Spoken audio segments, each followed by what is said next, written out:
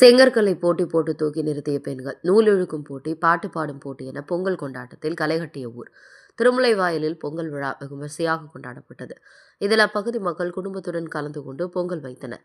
இதனைத் தொடர்ந்து ஆண்கள், பெண்கள் என தனித்தனியாக போட்டிகள் நடத்தப்பட்டது.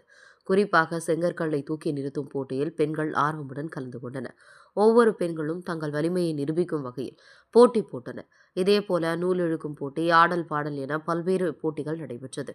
இறுதியாக வெற்றி பெற்றவர்களுக்கு முன்னாள் அமைச்சர் அப்துல் ரஹீம் கலந்து கொண்டு பரிசுகளை வழங்கினார்.